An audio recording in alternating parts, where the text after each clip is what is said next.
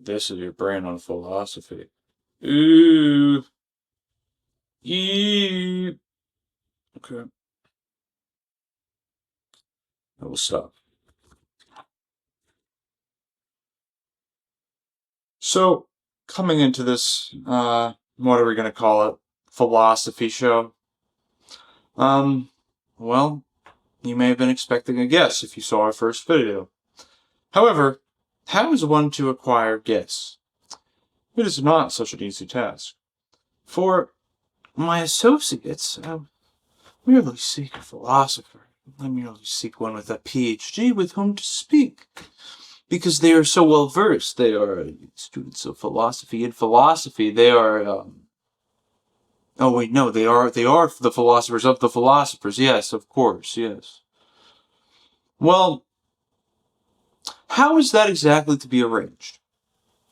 So, let's say you're a student, okay, at a university. You study philosophy. You're one of the brightest philosophy students. You've figured out stuff. You know you have the best interpretation of Mill's Liberty ever. But you seek to enter the philosophical canon. You have important questions to ask those other ethicists. How exactly is this to be arranged? Well, it is not to be. I mean, even sending such a cold email of like, "Hello, I'm interested in this thing. Could we maybe discuss?" feels like an imposition.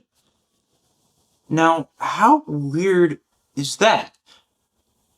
I was quite astonished recently when a philosopher I was talking to, um, he hadn't heard the famous line from, I forget who, Marcus Aurelius, the great line, the something like, the purpose of philosophy is to keep the daemon in man free.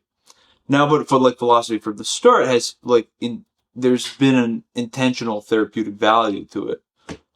It's not supposed to be something that's alien to us. Otherwise, it wouldn't be philosophy. Now, what is philosophy? Well, it's not really very well defined. An analytic person would say, well, in philosophy, we study, what would they give you? They would give you metaphysics, metaethics, like metaphysics, ethics, metaphysics, ethics, um,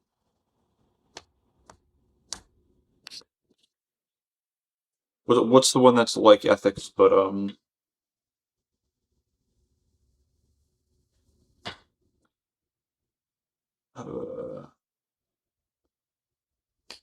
come on. It's ethics, it's not ethics, it's epistemology, theories of knowledge. Now, what else is there? Are ethics and morality different? Like, okay. Like, you think, like, oh, like, man, like, wow, like, what a sophomore. All of the imaginary philosophers, but if they were here, and you can anticipate people's, like, responses, understand them as characters. This is not an impossible task here, people. I'm not reading into anything. I'm basing off of what they've shown. They're consistent characters, like on the screen, except humans are the real thing. They're really there. They are the consistency. It's imitated, gesticulating every which way. Now,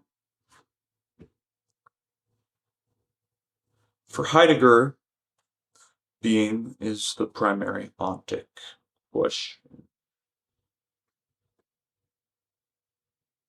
It is the thing closest to us. It's not far away, but we kind of don't want to get too close. Now, let's step aside. Look at the Israel flag behind me. How does that make you feel? Good. I hear that, but it's a flag. What?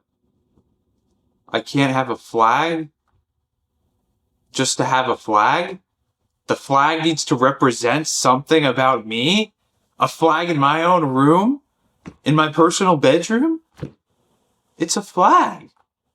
Maybe it does, maybe it doesn't, but why should you get the final say over what I am? Does that sound right? Yeah, we see this all the time.